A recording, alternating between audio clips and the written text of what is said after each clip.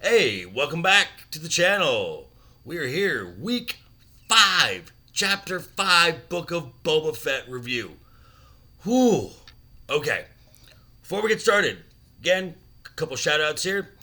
First shout out, Force of Light Entertainment. They're part of the Red 5 network. Michelle and Natalie over there, they do pop culture breakdowns, movies, TV series, and whatnot. Check them out. Also, I had 2/3 of the Toxic Femme panel would not be appropriate to not add the third part. That would be Miss Mandy Summers, independent comic book creator. Buy her book. And I'm going to leave links to their channels down in the description below. So let's get started. And stick around till the end, guys, because I got some good news for you. Stick around till the end. Stick around. Stick around. Be worth your while. All right. Chapter 5. If there was any doubt from the previous episode, that little music cue at the end, whether Din Djarin was going to show up, well, that was put to rest in about 30 seconds. First scene, right out the gate, much like episode 5 of Mandalorian Season 2, when we knew Ahsoka was going to show up, they decided, you know what? Give it to him. We get Din Djarin right off the bat. He's coming through to collect a bounty, much like his first bounty in episode 1. Doesn't look anything like me. You know, can we discuss some options here? And then Din hits him with his famous, I can bring you in warm, or I can bring you in cold. Guy he's looking for says, you know what? I don't think I'm going anywhere. Matter of fact, I think you're surrounded. And then we get a melee.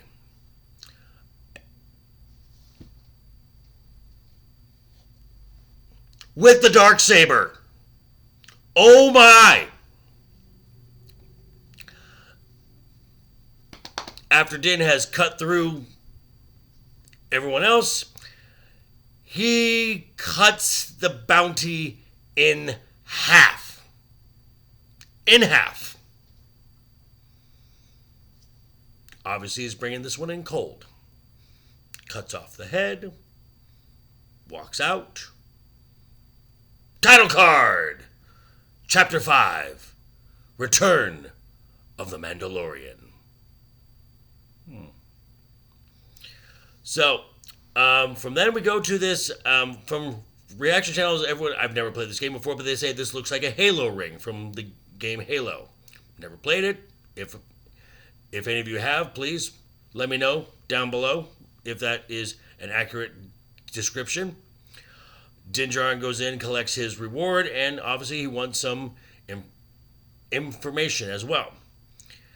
He starts limping around because in his fight, the Darksaber grazed his leg. That hurt. He's got an owie. And then he changes the spectrum on his visor and he's looking through and he sees some glyphs. And he sees a Mandalorian glyph. We have a covert here. Very cool. More Mandalorians. It's always a good thing. Oh, we don't just get any Mandalorians. We get the Armorer from Season 1. And Paz Vizsla, the big guy with the heavy gun. Yeah, these two guys. These two folks. Very cool. The Armorer asks what kind of weapon could cause a wound like that. Din pulls out the hilt. And the music kind of tells the story of the reverence that both the Armorer and Paz Vizsla hold for this ancient Mandalorian weapon, the Darksaber, and we get a little lore and some history of the Darksaber. It's 1,000 years old. It was created by the founder of House Vizsla, a Mandalorian Jedi, the only one. Name was Tar Vizsla. So that was cool. Din now is now invited to join this covert. So he's helping set up, they reset up a new forge, and Paz is asking him how he came to be in possession of the dark saber. Well, I beat Moff Gideon, and the armorer asks him where he got his Beskar spear from, and it was a reward from a Jedi, and the armorer says, "Yeah, but Mandalorian steel is made for armor, not for weapons." So Din just hands it over. Then make armor out of it then. And then Din asks what they know about Bo-Katan. They don't like her very much. Clearly, as Bo-Katan has described the people who Din has grown up with, that these are religious zealots. They have very dogmatic views, and the armorer said that it was Bo-Katan and her losing the way. She lost her way. That led to the Purge, and specifically the Night of 1,000 Tears. Then we get a little history flashback of this fleet of bombers, the TIE bombers, just carpet bombing the surface of Mandalore, blowing up. I believe that's the capital city of Sindari on Mandalore, and then you've got Viper droids and K2 droid units, and it looks like it's ripped right out of the Terminator movies. Very cool, beautiful, absolutely beautiful, but very dark, very ominous. The armorer asks, well, what should I forge now, as she's getting ready to melt the steel? And Din says, make something for a foundling. A specific foundling. Oh yes, you know. Grogu. To which the armorer says, he's with his own kind. And for a Jedi to use the Force properly, they need to be devoid of attachment. And Din is... that goes against their creed, goes against our creed, but I want to see him again. I want to make sure he's safe. So the armorer makes something for Grogu. We don't know what it is yet, but she ties it in a little package with the two little ends. Kind of look like Grogu ears. It's kind of cute.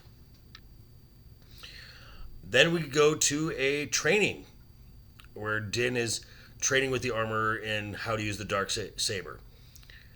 And Din comments that the blade gets heavy. And the armorer says, because you're working against the blade instead of your enemy. And this sounds very much like what they said in Rebels, because Sabine Wren had the same issue, that the blade felt heavy. And Kanan Jarrus said in his training with her, the blade needs to become an extension of you. It becomes part of you. You don't control it. It just becomes part of your body and moves naturally. So Din is having to fight this, having to try to rethink how to fight with a sword in his hand. And then Paz Vizsla says, maybe it belongs in some other hands. We're getting a challenge for the Darksaber. Okay. And this is really cool too, because Din ignites the Darksaber and he's holding it up there. Paz brings out his vibroblade, as you can see the blade moving. Very cool. And then that shield that we saw in Clone Wars that the Mandalorians have, that little laser shield. Very cool. Fight ends. Din gets the upper hand, and the armorer calls the fight. Says, this is over. And then asks Paz Vizsla, have you ever removed your helmet? No. Has it ever been removed by others? Never. This is the way. Din Djarin, have you ever removed your helmet?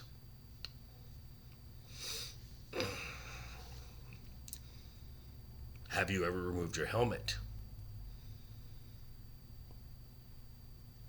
Yes, I have. then you are not a Mandalorian. He's exiled.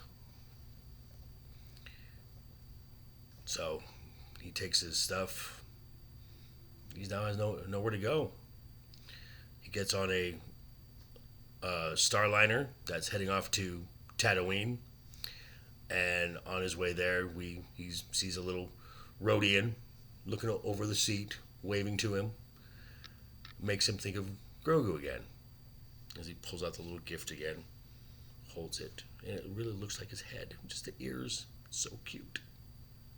It really is cute. I'm not going to... So, we then come to Tatooine. We land in Mos Eisley, and for any fans of the video game Jedi Fallen Order, you probably lost it because we see a BD series droid. We didn't see Cal Kestis, but we saw his droid. I don't think that's BD1 specifically, but... And this BD unit is in the shop of Peli Motto, who we have seen throughout the Mandalorian series. She's the mechanic, translator, jack of all trades. And she has a new ship. Well, Din Djarin thinks this is a new Razor Crest. Where's the Razor Crest? I didn't say I had a Razor Crest. I have a replacement for the Razor Crest. And we get a tarp pulled off. Din Djarin is getting an N1 Naboo starfighter. Cue montage. Getting parts, putting it together, and then they wheel it out. And this thing looks like a freaking muscle car. And they fire it up, and it sounds like a muscle car. So they take it out for a little spin. And woo damn, is this thing quick. Wow. Din's going up. He's going through Beggar's Canyon. He makes that turn where the service ramp for episode 1, The Phantom Menace, that pod race scene where the service gate crashed. It still crashed. They haven't fixed it up yet. Takes it up into space, whips around a Starliner, and he's having a great old time until New Republic. We see 2 X-Wings. And very much the same thing. Give me your transponder. I don't have it. And all right, we're going to have to take you in. Let's hold off on that. I think we can let this guy off with a warning. People who've watched the Mandalorian series recognize his voice. Sure enough, Captain Karsativa.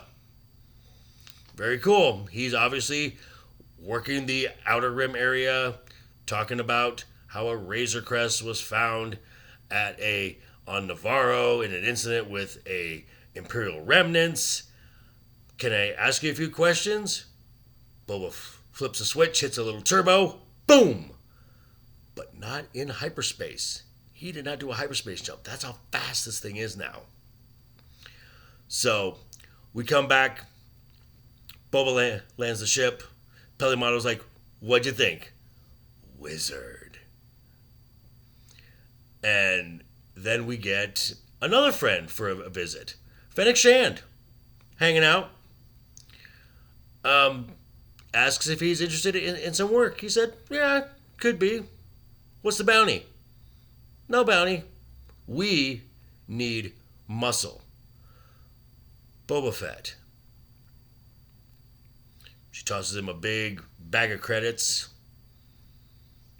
Din Djarin being a man of honor, as a lot of Mandalorians that I've seen kind of are. Knowing what Boba did for him, tosses the bag of credits back and says, it's on the house. But I gotta make a visit to a little friend first. Cut! End of episode. And this episode was directed by Bryce Dallas Howard, who directed the episode in season 1, The Sanctuary, where we were introduced to Cara Dune. And she also directed in episode 3 of season 2, The Heiress, where we got Bo-Katan. So, actually, all of her episodes that she's directed have really been some of my personal favorite ones. And of course, written by Jon Favreau. And we get the credits and everything. And I'll be honest, a little conflicted about this episode. From start to finish, it was a great episode.